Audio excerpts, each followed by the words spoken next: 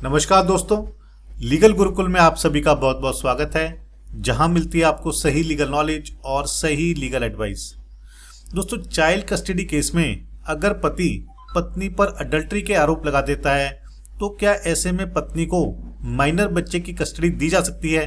दोस्तों, इस सिचुएशन में एक व्यू पॉइंट यह है कि केवल आरोप लगाने से कुछ भी साबित नहीं होता और ऐसी सिचुएशन में माइनर बच्चे की कस्टडी पत्नी को दी जा सकती है। दोस्तों, हम ये मान लेते हैं कि कई केसेस में पति झूठे आरोप भी लगा देता है, तो ऐसे में पत्नी को माइनर बच्चे की कस्टडी ना देना गलत होगा। लेकिन क्या हो अगर पति कोर्ट में ये साबित कर दे कि पत्नी के द्वारा अडल्ट्री की गई है, यानी कि अडल्ट्री प्रूव हो जाती है, तो क्या तब भी पत्नी को माइनर बच्चे की कस्टडी दी जानी चाहिए? क्या ऐसी माँ को माइनर बच्चे की कस्टडी देना बच्चे के साथ नाइंसाफी नहीं होगी?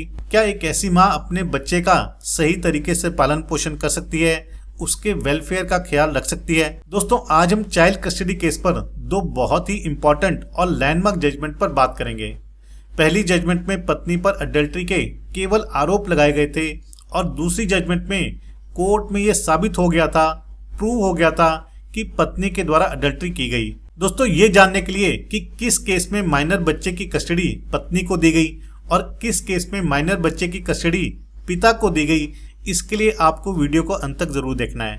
और यदि आपने अभी तक चैनल को सब्सक्राइब नहीं किया है तो चैनल को सब्सक्राइब कर लीजिए, साथ ही नोटिफिकेशन बेल आइकन दबा दीजिए। इन केस आपकी कोई भी लीगल समस्या है, लीगल प्रॉब्लम है, तो वो आप मुझे भेज सकते हैं। यदि आप अर्जेंटली मुझसे बात करना चाहते हैं, अपने मैटर को डिस्कस करना चाहते हैं, तो आप कॉल मी फॉर एप्लीकेशन का इस्तेमाल कर सकते हैं या ईमेल से भी मुझसे 1-to-1 सेशन की अपॉइंटमेंट ले सकते हैं। दोस्तों, इस केस में पति पत्नी की मैरिज सन 2010 में होती है और 2015 में उनके घर एक बेटी पैदा होती है।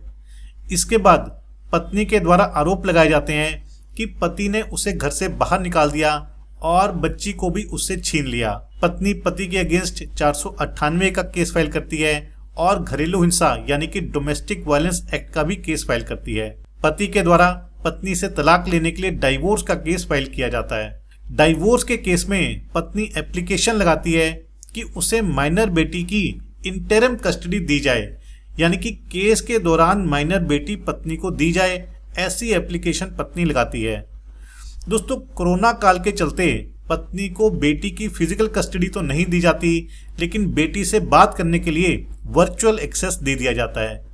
इसके बाद छुट्टियों के दौरान या त्योहारों के दौरान भी बेटी की कस्टडी पत्नी को दे दी जाती है। दोस्तों, अल्टीमेटली फैमिली कोर्ट पत्नी की इंटरिम कस्टडी की एप्लीकेशन को अलाउ कर देती है और माइनर बच्चे की कस्टडी पत्नी को दे देती है। इस बारी फैमिली कोर्ट पति को माइनर बेटी से बात करने के लिए वर्चुअल एक्सेस प्रोवाइड करती है और इसके साथ ही वीकेंड पर पिता को बच्चे से मिलने की परमिशन भी दी जाती है। यानी कि अब केस के दौरान माइनर बेटी की कस्टडी पत्नी के पास थी और पति के पास विजिटेशन राइट्स थे। दोस्तों, फैमिली कोर्ट के इस ऑर्डर की कंप्लायंस होती रही।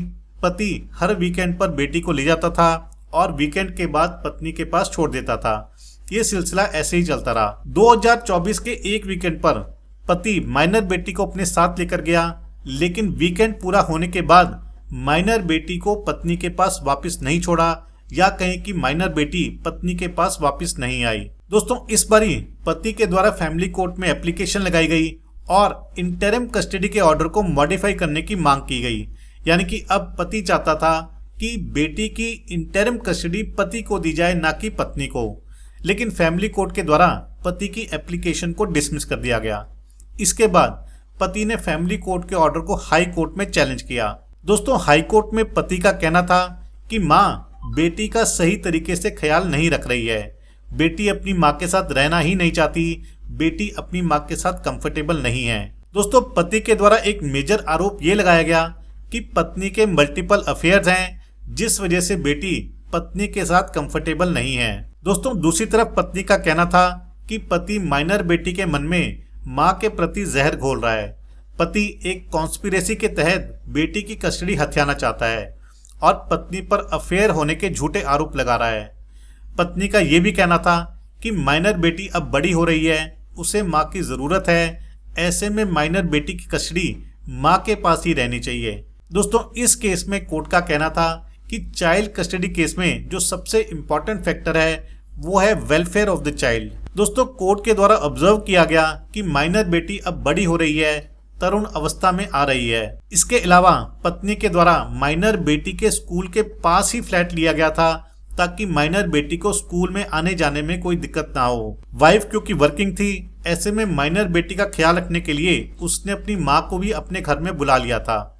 स्कूल रिकॉर्ड के हिसाब से भी ये पता लगता है कि माइनर बेटी ने अपनी एजुकेशन में काफी प्रोग्रेस करी है, काफी इंप्रूवमेंट करी है। दोस्तों, इसके बाद कोर्ट के द्वारा सबसे इम्पोर्टेंट अडल्ट्री के इशू को टेकअप किया गया। दोस्तों, इस केस में कोर्ट का कहना था कि पति के द्वारा पत्नी पर जो अडल्ट्री के एलिगेशन लगाए गए हैं वो अभी तक प्रूव नहीं हुए हैं, यानी कि एलिगेशन अभी एलिगेशन ही हैं, उन्हें साबित करना बाकी है। दोस्तों, इस पॉइंट पर जाकर के हाईकोर्ट के द्वारा एक और इम्पोर्टेंट और लेटेस्ट जजमेंट का सहारा लिया गया, रेफरेंस लिया गया, जिसका टाइटल था विनीत गुप्ता वर्सेस मुक्ता अग्रवाल। देखिए, इस जजमेंट में दिल्ली हाईकोर्ट का कहना था कि अगर पत्नी की अडल्ट्री के एलिगेशन प्रूव हो भी जाते हैं, यानी कि अगर ये प्रूव हो जाता है कि पत्नी के एक्स्ट्रा मैरिटल अफेयर हैं या वो अडल्ट्री में रह रही है, तो भी पत्नी को बच्चे की कस्टडी दी जा सकती है। कोर्ट का कहना था कि अडल्ट्री के ग्राउंड पर डाइवोर्स तो लिया जा सकता है, लेकिन बच्चे की कस्टडी डिनाई नहीं की जा सकती।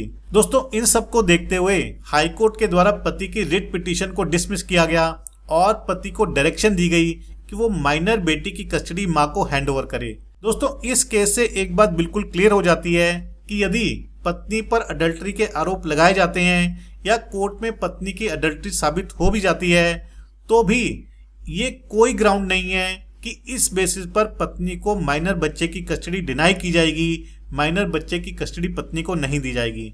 यदि पत्नी अडल्ट्री में है या पत्नी पर अडल्ट्री के आरोप लगते हैं, तो भी पत्नी माइनर बच्चे की कस्टडी लेने के लिए एंटाइटल्ड है। उसे केवल इस ग्राउंड पर माइनर बच्चे की कस्टडी देने से मना नहीं किया जा सकता। दोस्तों, इस केस, इस जजमेंट पर आपके क्या विचार हैं जरूर शेयर कीजिएगा। यदि आपकी कोई लीगल समस्या है, लीगल प्रॉब्लम है, तो वो भी आप मुझे भेज सकते हैं। इस जजमेंट का लिंक मैं आपको डिस्क्रिप्शन में दे दूंगा, वहां जाकर के आप इसे डाउनलोड करके पढ़ सकते हैं, समझ सकते हैं और अपने केस के फैक्ट्स के अनुसार यूज भी कर सकते हैं। तो आशा करता हूं कि आपको वीडियो पसंद आया होगा। यदि वीडियो पसंद आया तो वीडियो को लाइक और शेयर जरूर कीजिएगा। चैनल को सब्सक्राइब करना मत भूलिएगा। अगली बार मिलेंगे नए वीडियो में नए टॉपिक के साथ। तब तक के लिए धन्यवाद। जय हिंद।